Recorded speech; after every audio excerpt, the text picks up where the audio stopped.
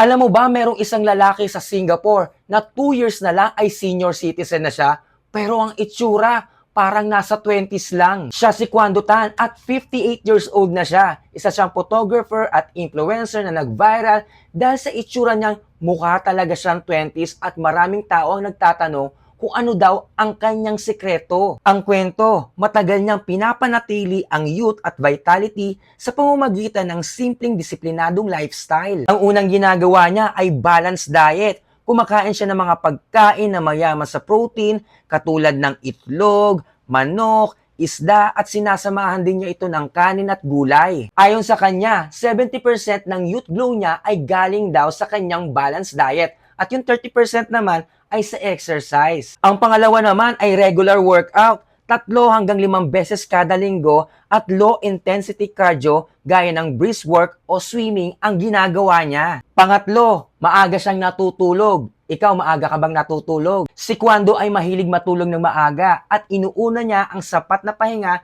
para mas maganda ang recovery ng kanyang katawan. Pang-apat, meron siyang tinatawag na healthy habits. Ang tanong, kaya mo ba to? Iniiwasan niya ang kape, alak, yosi at umiinom siya ng sapat na tubig. At yung skincare niya ay napakasimple lang. Facial wash lang at moisturizer. At yung panglima, dapat meron kang positive mindset. Bukod sa diet at exercise, mahalaga rin sa kanya ang healthy mindset, optimism at yung stress management. Ayon din kay Kwando, nagre-reflect ito sa itsura ng isang tao at sa quality ng lifestyle. Imagine si Kwando Tan ay 58 years old na pero wala siyang shortcut, walang cosmetic surgery, wala siyang tinatawag na instant hack, at ang ginagawa niya ay tunay na disiplina sa kanyang sarili. Ikaw, kaya mo rin ba ang ginawa niya?